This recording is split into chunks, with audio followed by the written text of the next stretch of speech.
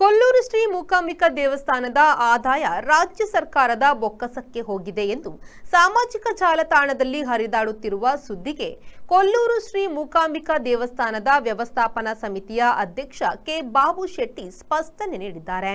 ಧಾರ್ಮಿಕ ದತ್ತಿ ಇಲಾಖೆಗೆ ಸೇರಿದ ಕೊಲ್ಲೂರು ಶ್ರೀ ಮೂಕಾಂಬಿಕಾ ದೇವಸ್ಥಾನವು ಎ ವರ್ಗದ ದೇವಸ್ಥಾನವಾಗಿದ್ದು 2023-24ರಲ್ಲಿ ಆದಾಯವು 68.23 ಕೋಟಿ, ವೆಚ್ಚ 41.63 ಕೋಟಿ ಹಾಗೂ ಉಳಿತಾಯ 26.59 ಕೋಟಿಯಾಗಿದೆ ಎಂದಿದ್ದಾರೆ.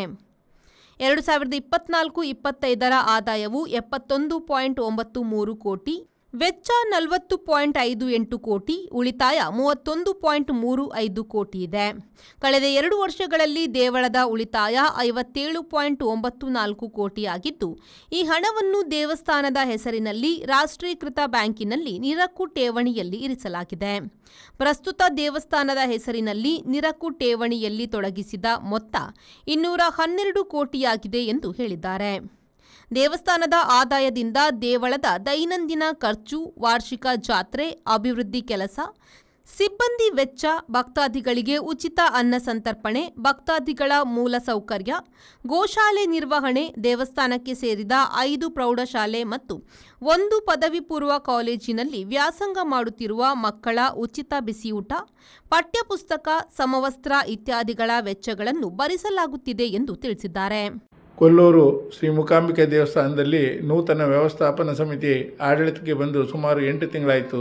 ಈ 8 ತಿಂಗಳ ಅವಧಿಯಲ್ಲಿ ದೇವಸ್ಥಾನದ ಅಭಿವೃದ್ಧಿ ಕಾರ್ಯಗಳು ಮತ್ತು ದೇವಸ್ಥಾನದ ಒಳಗಿನ ಪೂಜಾ ಕಾರ್ಯಕ್ರಮಗಳು ಮತ್ತು ಭೋಜನದ ವ್ಯವಸ್ಥೆ ಎಲ್ಲವನ್ನು ಒಂದು ಸುಸ್ಥಿತಿಯಲ್ಲಿ ಇಟ್ಟು ಸಾರ್ವಜನಿಕರಿಗೆ ಅನುಕೂಲ ಆಗುವ ರೀತಿಯಲ್ಲಿ ನಾವು ಮಾಡ್ತಾ ಇದ್ದೇವೆ.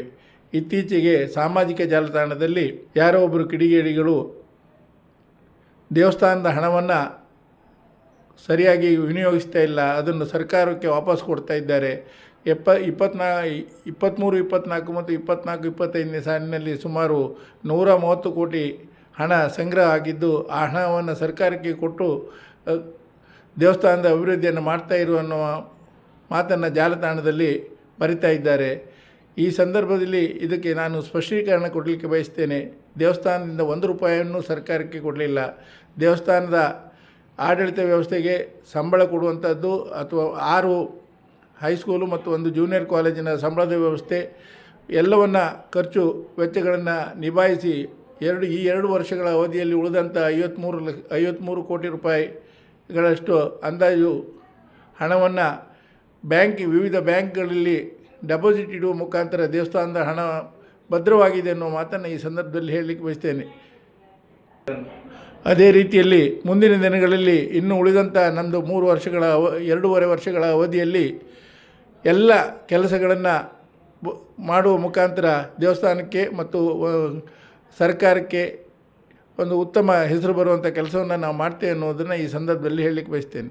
JP Badakere, V4 news, Byndoor.